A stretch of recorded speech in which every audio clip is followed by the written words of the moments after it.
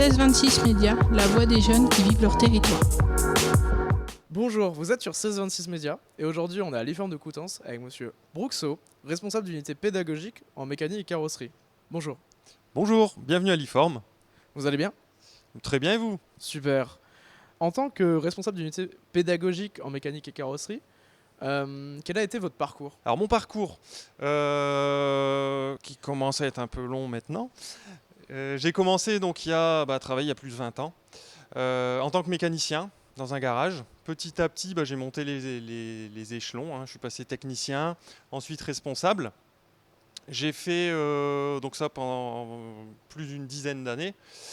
Ensuite, je suis parti dans la formation technique automobile et je suis donc responsable d'unité pédagogique à l'IFORM depuis un peu plus d'un an maintenant. Et avant cela, vous n'avez été qu'en formation, vous n'avez jamais fait autre chose? Alors, au niveau des études peut-être. Alors les études, moi à l'époque j'ai fait un bac technologique. Donc c'était le bac génie mécanique option système motorisé. Ensuite je suis passé par un BTS MAVA, maintenance après-vente des véhicules automobiles, hein, avant donc d'entrer en entreprise à l'époque, hein, dans la vie active. En quoi consiste votre métier?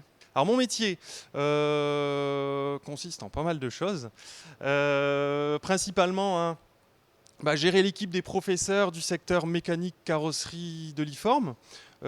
Gérer aussi ce qui se passe dans les ateliers. Surtout le côté pédagogique. Donc le bon déroulement, hein, des formations pour les jeunes. Je m'occupe aussi de la relation avec les entreprises. Puisque en apprentissage, forcément, hein, les jeunes passent plus de temps en entreprise qu'ici au centre de formation. Donc ce lien entreprise-centre de formation est très important.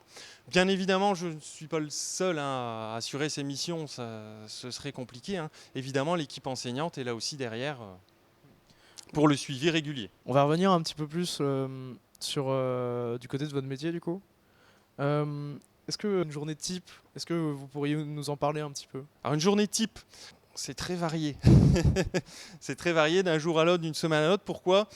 Parce que le quotidien est ponctué d'imprévus. Alors moi, aujourd'hui, je suis plus beaucoup en face des jeunes, hein. Je suis beaucoup dans mon bureau pour gérer, pour organiser, mais aussi pour, comme je vous disais, gérer les imprévus, hein, gérer les moments de crise.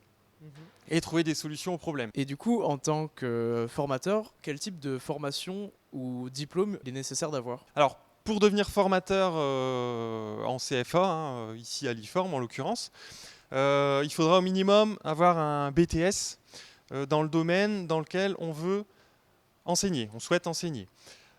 Évidemment, ça n'est pas suffisant, hein. Il faut pouvoir justifier d'une expérience professionnelle dans le domaine.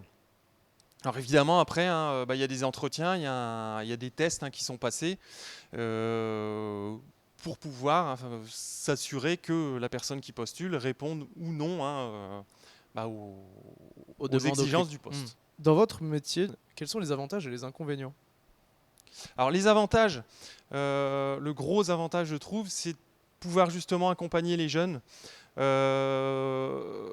Si on reprend un peu le cas de Madi, d'avoir un jeune qui part de quasiment rien, hein, et puis de le voir monter en puissance, de le voir évoluer, et au final de le voir s'intégrer dans la vie professionnelle. C'est un énorme facteur de satisfaction, ça. C'est très satisfaisant. Maintenant, au niveau des inconvénients, évidemment, il y a toujours une part de stress, hein, justement dû à l'imprévu, etc., hein.